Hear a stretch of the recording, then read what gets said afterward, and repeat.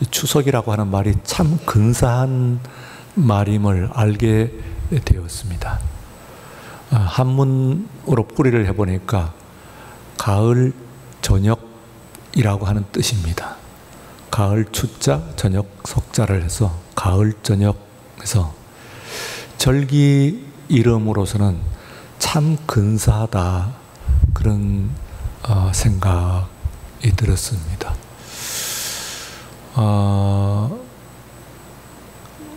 유대인들 명절로서는 수장절과 같은 의미입니다. 이 수장절은 다른 이름으로 여러 가지 이름으로 우리들에게 알려져 있기 때문에 가장 많이 알려지는 것은 초막절이고, 그리고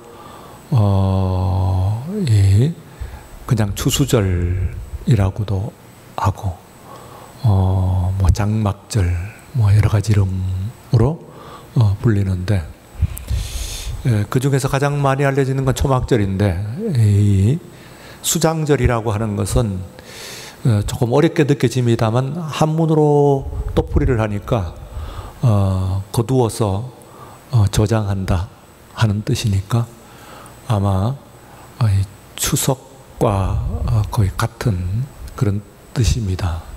영어 성경에서도 The Feast of Harvest라고도 하고 The Feast of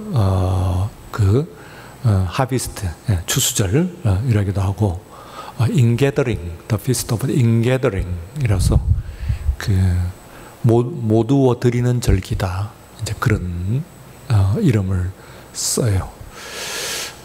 우리 지금 이제 내일부터 3일간 추석 연휴에 들어가는 거고, 그 이후에 교회에 별도로 또 추수감사절이 있고, 또 그 외에 또 우리들이 성경 가운데서 수장절을 찾습니다만 다 똑같은 것입니다.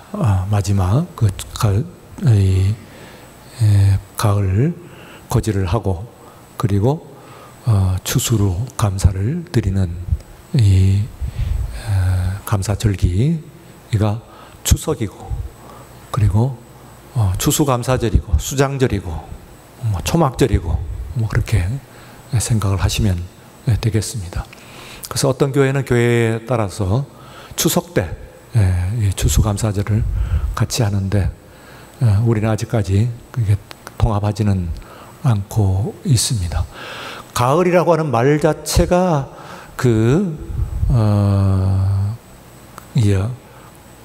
걷다 하는 말의 어원이 갔다, 갈무리에서 나타난 것처럼 갈 하는 말이, 가을이라는 말이 걷는다는 그런 뜻이어서 이 때에 이제 이렇게 건너서 한 해의 모든 것을 그냥 갈무리하는 겁니다.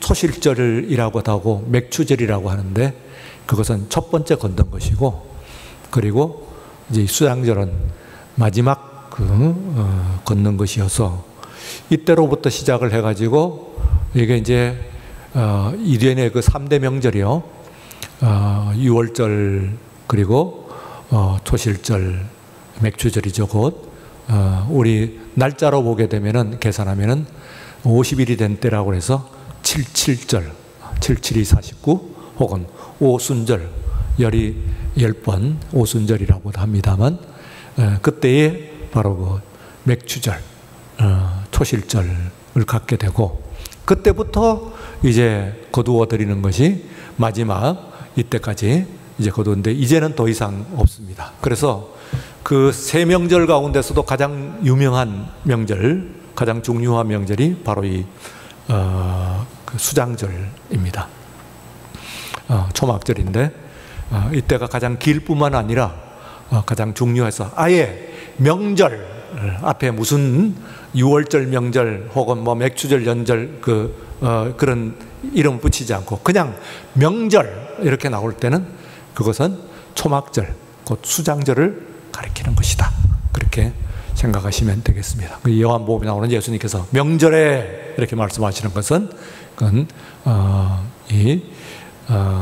초막절 말씀을 하시는 것이라고 볼 수가 있어요. 그래서 이것을 가지고 그 또 다른 이름으로는 그 해의 마지막에 at the last day, end of the year, 뭐 이렇게 얘기하기도 하고 last year of the year 이러는데 마지막 날, 그 해의 마지막 날이라고 하는데 여기에 이제 의미가 상당히 있습니다. 왜냐하면은 실제로 절기가 첫 절기인 6월절부터 이제 마지막 절기인 마지막 중요한 세 번째 절기죠. 절기인 이 수장절까지 가게 되면은 나머지의 그 1년 중에 개월 수가 약 5개월 남습니다. 그런데도 불구하고 1년의 마지막 날에 마지막 절기에 1년의 마지막에 뭐 이런 그 얘기를 하는 것은 사실상에 있어서 이제 이 계수 시간을 이게 카운팅하는 데 있어서는 이미 끝에 들어갔다 그런 얘기죠. 그러니까 이 산술적으로 보게 되면은 추분이죠. 추분이 언제냐면 월화수 3일 연휴가 끝난 다음에 찾아보니까 목요일이에요. 이번 주 목요일이 추분입니다. 뭡니까?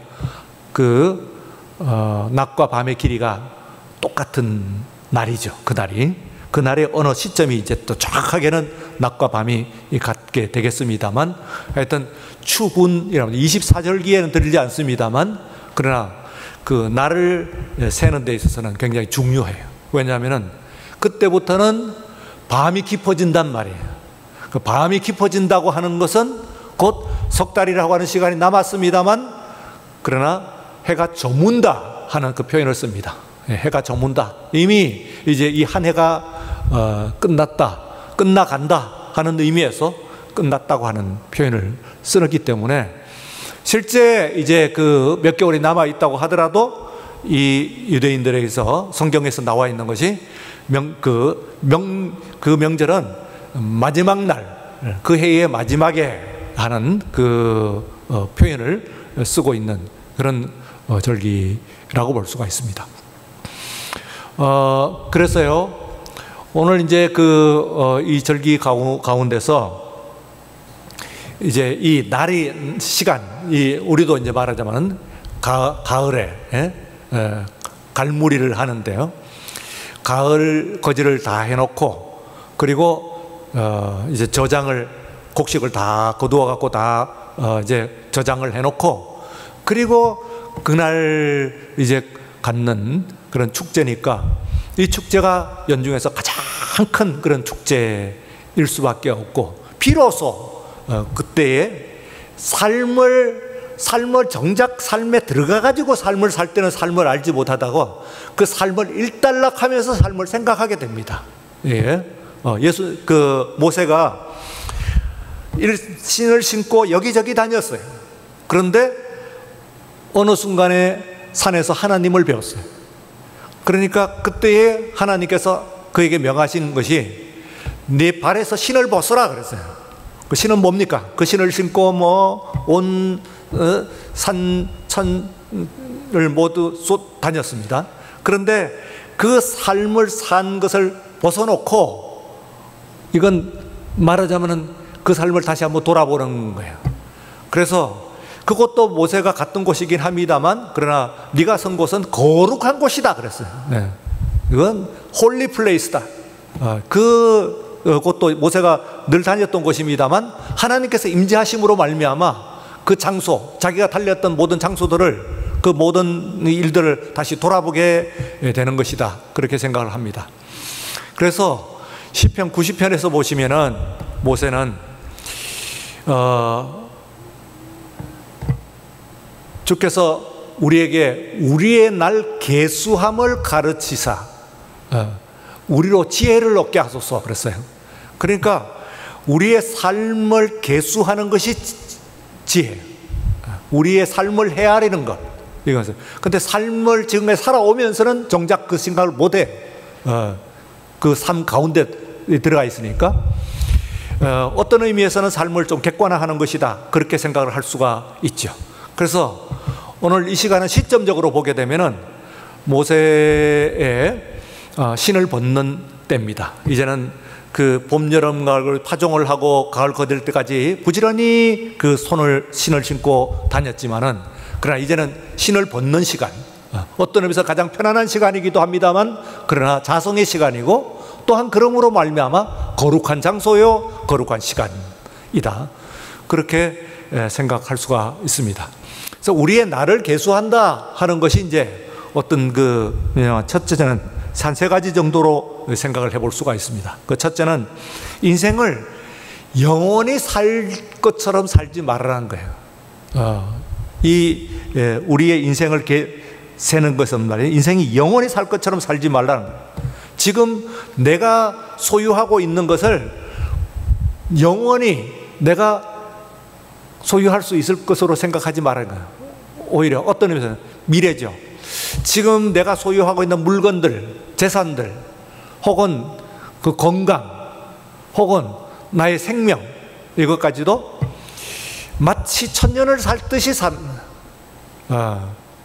잊어버리지 않고 영원히 계속될 것처럼 그렇게 살지 말아라 하는 거예요. 이 삶을 계수해라 하는 이야기는, 내가 이렇게 살아가면은 언젠가는 내 삶이, 한때는 나도 건강했고 지금 내가 갖고 있는 것도 많이 갖고 있는 것처럼 보이지만은, 그러나 이것도 놓고 가는 때가 있다 하는 그 인생의 유한함, 이것을 알게 되면은 그것이 거룩함이에요. 경건함이죠. 그것만 하더라도 경건한 그런 삶을 살게 되는 것이다. 그렇게 생각할 수가 있습니다.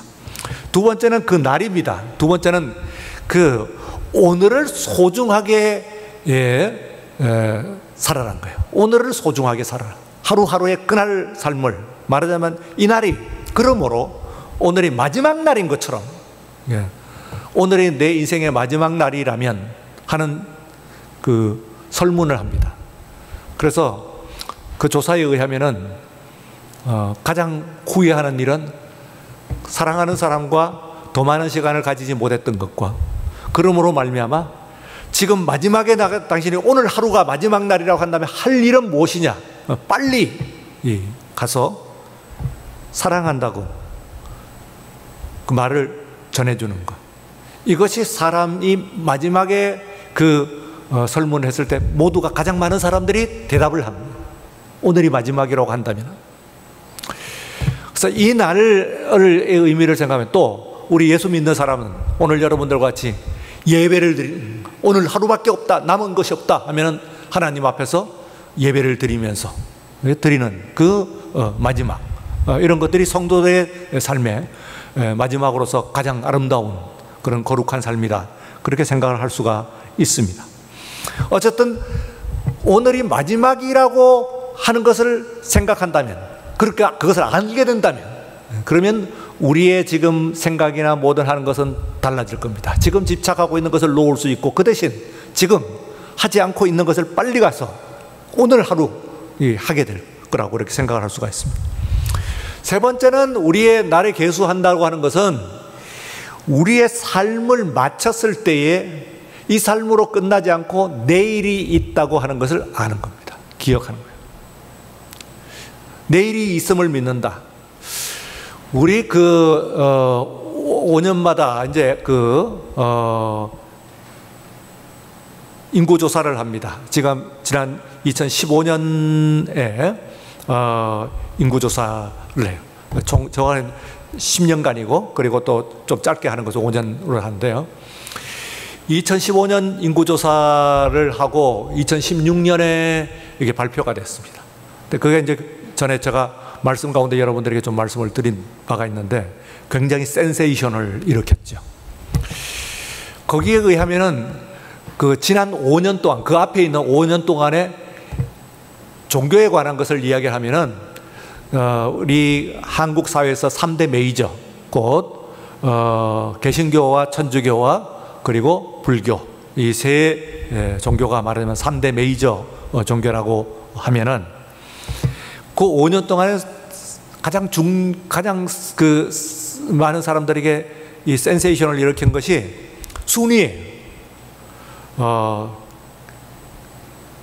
그 전까지는 내내 불교가 1위였고, 신봉하는 신자 수를 얘기하는 겁니다.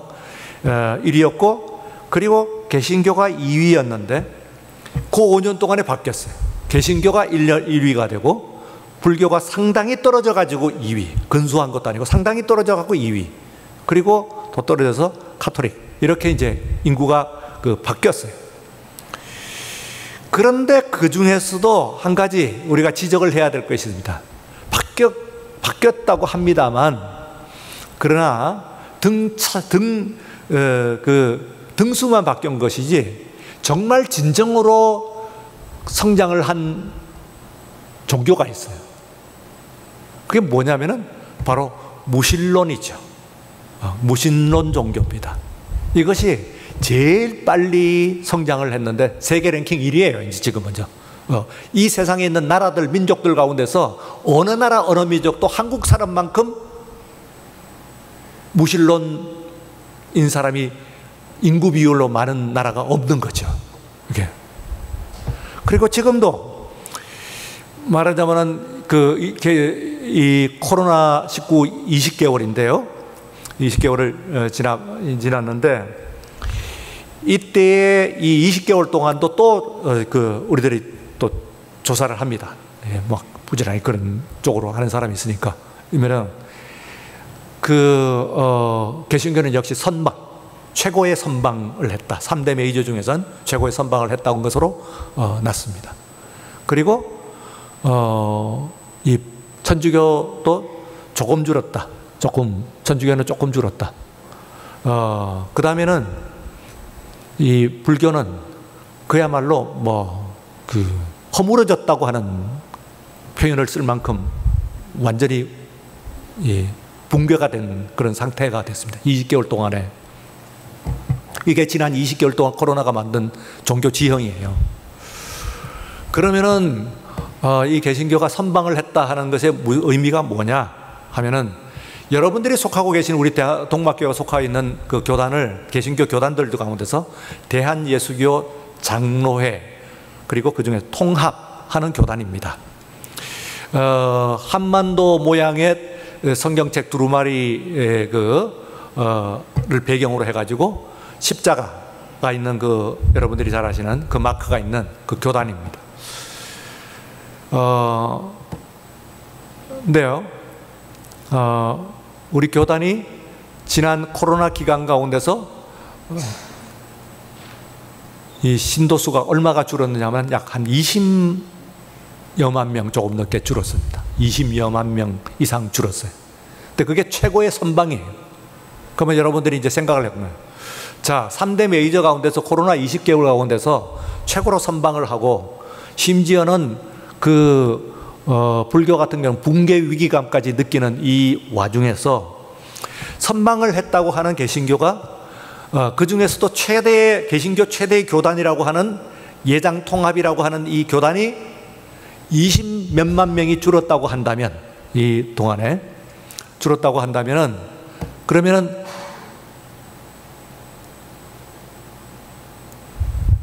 뭐가 또 급격히 늘었다는 이야기예요. 그러면 역시 무신론이 그렇게 급격하게 늘었습니다. 그러면 이제 이런 얘기가 됩니다. 여러분 보세요. 무신론자들 가운데서 아주 도덕적인 삶을 사는 사람이 없지 않습니다. 있습니다. 혹은 그 반대로 종교인들, 심지어는 기독교인들 가운데서 비도덕적인 삶을 사는 사람이 또 없지 않습니다. 그러나 이건 이제 아주 이론적인 그런 근거인데요. Theoretical Foundation인데, 이론적인 근거로 이야기를 하면 이렇습니다. 무신론은요, 무슨 일이든지 할 수가 있습니다. 마지막 순간에. 무신론이라고 하는 종교의 그것도 종교라고 본다면은 무슨 일이든지 할 수가 있는 거라고 할 수가 있어요. 무신론은 실제로 그들이 비도덕적인 삶을 산 실제적인 삶과는 다릅니다. 사느냐 하는 문제하고는 좀 다를 수가 있습니다. 왜냐하면 우리 기독교인들이 당연히 우리가 가지고 있는 그 이론적인 근거, 말하자면 우리의 신앙, 우리의 신앙의 말씀, 또 계명, 이것을 해하면 거룩하고 그리고 도덕적인 삶을 살아야 하겠지만 그렇지 않은 모습들도 있긴 한 것과 마찬가지로 그 반대로 무신론이라고 하더라도 그 사람들이 비도덕적인 삶을 산다고 할 수가 없어요. 아주 도덕적인 그런 삶을 사는 사람들이 많이 있습니다. 그러나 그와 별도로 이론은 무시할 수가 없어요. 이론적으로 얘기하면은 마지막 순간에 무슨 일인지 할 수가 있는 근거가 마련됩니다. 그런 의미에서 말하자면 우리가 무신론 사회로 지금 급속하게 가고 있는 것인데, 가고 있는 이 사회는 대단히 그 두려운, 염려스러운 그런 결과를 우리가 생각하지 않을 수가 없다. 그렇게 생각할 수가 있습니다. 그래서요, 이제 우리에게 지금 나를 계수한다 하는 것이 이 세 가지 의미. 곧 말씀드린 바와 같이 영원히 살 것처럼 생각하지 마라. 인생이 유한함을 생각하라. 그러므로 오늘 하루를 마지막 날이라고 생각하고 아주 소중하게 살아라. 그리고 나아가지고는 영혼을, 이 땅의 삶이 끝난 다음에 천국이 있다고 하는 그것을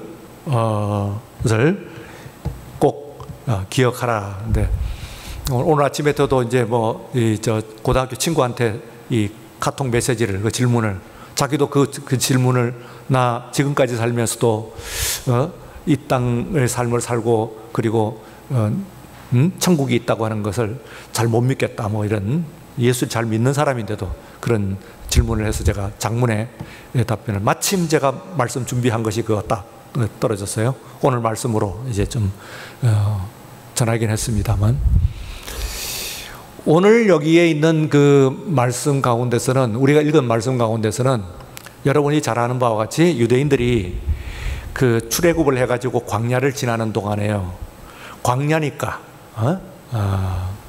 광야의 의미는 말하자면 먹을 것이 없다는 뜻이죠. 마실 물이 없고 먹을 것이 없다는 뜻이죠. 그것이 있으면 광야라고 하지가 않습니다. 옥토라고 하죠. 그 거친 들을 지나는 가운데서 그 60만이나 되는 유대인들이 이 이스라엘 사람들이 뭘 먹었을까? 근데 저녁에 고기와 그리고 아침에 떡이라고 그랬어요. 그게 뭐라고 했냐면은, 아침에 일어나서 보니까 이들이 이 이슬 같은 것을 덮여가지고, 그래갖고 이제 이슬 같은 것이 맺혔어요. 그래서 그것을 거뒀어요. 맛은 꿀과자 같다고 그랬는데, 생긴 것을 이제 이 오늘 본문 앞뒤에서 여러분들 보시면은 그 생긴 것도, 생긴 모양도 다 가르쳐 줍니다만, 이걸 이제 제가 여러분들 설명하기 뭐 같을까 하는데, 스티로폴 있잖아요. 그 스티로폴이 가만히 보면은 무슨 이게 알맹이 같은 것 들어가고 압축해서 만들어 놨죠. 그 알맹이가 있죠. 그걸 이렇게 뜯으면은 이게 알맹이가 좀 떨어지잖아요. 그거 비슷하다고 생각하시면 될 것 같아요. 제가 여러분들 모양을 가르쳐 줄 때 그게 제일 비슷한 게 그거 같다 그런 생각. 이렇게 알갱이가 있는 하얀 그런 것들인데 이슬같이 맺혀서. 그래서 이제 그것을 가지고 다 걷어가지고, 한 오멜이라고 하는 것은 한 사람이 하루분 식량의 양입니다. 한 오멜씩을 걷어가지고 각 사람마다 다 걷어갖고 그것을 먹는 거예요. 그런데 이제 어떤 사람이 조금 내일이 걱정이 돼갖고, 내일 이게 올지, 이슬이 내릴지 안 내릴지 알 수가 없으니까 내일 것까지 한번 준비를 해놓으면은, 그것은 하루, 유통기한이 하루예요. 그러니까 다음날 되면은 벌레가 먹고 썩어버려요. 못 먹어요. 그날만 먹는 거예요. 그날, 다음날 아침에 어김없이 하나님께서 또 내려주셨어요. 그래서 그걸 가지고 그 사람들이 이름을 붙였어요. 히브리어로. 만나 하는 말은 이것이 무엇인가? 그런 거예요. What is this? 이게 뭐지? 하고 그게 그 음식의 이름이 됐어요. 그래 얼마나 완벽하겠어요. 이것이 아마 뭐 모든 광물질도 들어있고 모든 비타민도 들어있고 모든 것들이 다 들어있을 겁니다. 그거 먹고 굶어 죽는 것이 하나님께서 주시는 음식이니까 얼마나 완벽하겠어요. 병도 안 걸리고.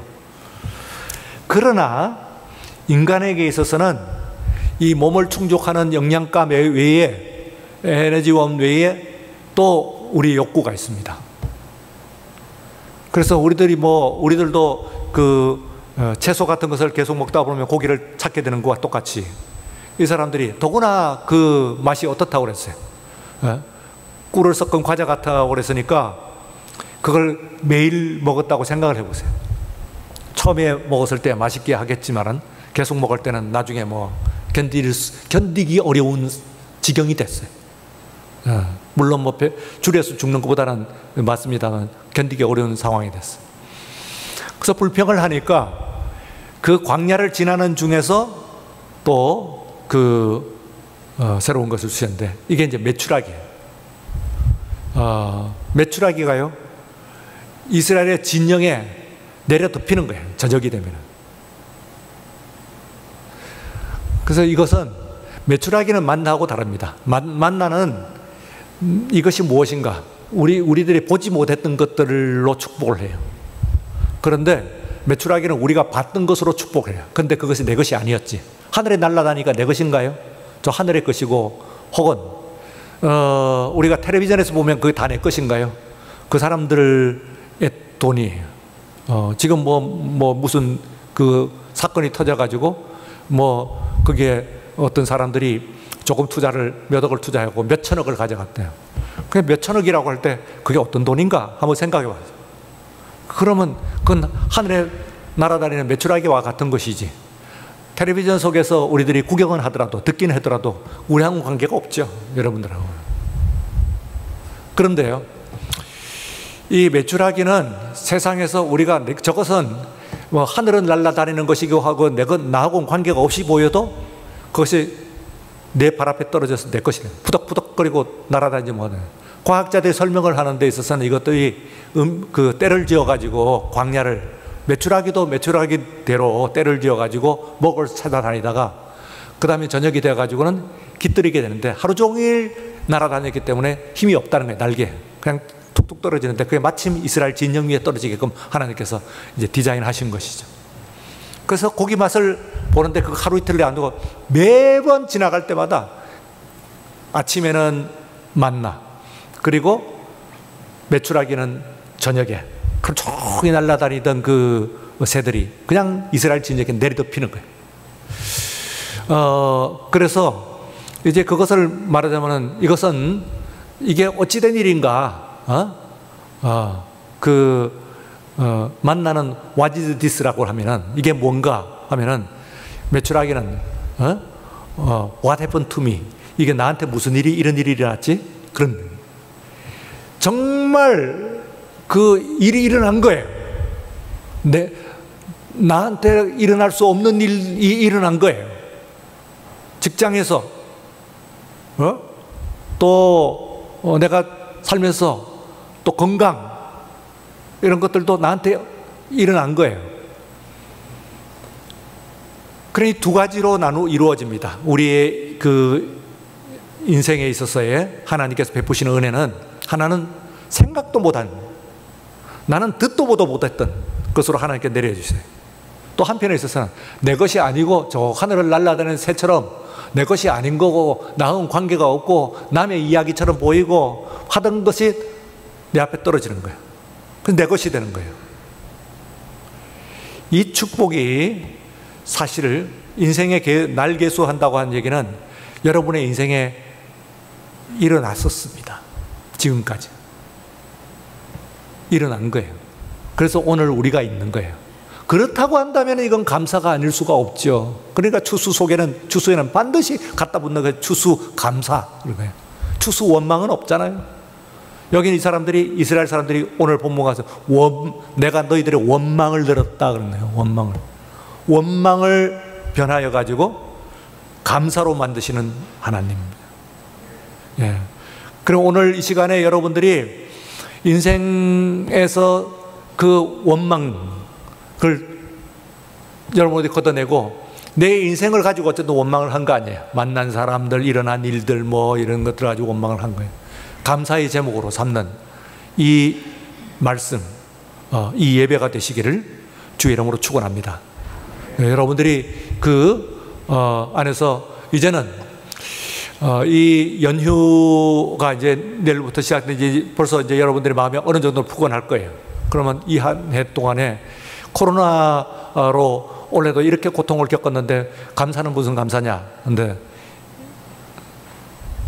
우리가 만나처럼 아침에 눈 뜨면은 하나님께서 놀라운 일을 행하셨고, 그리고 또한 저녁에는 내 것이 아닌 것을 나에게 주셨고, 감사의 감사로 이어지는 그런 축복을 여러분들이 받았음을 여러분들이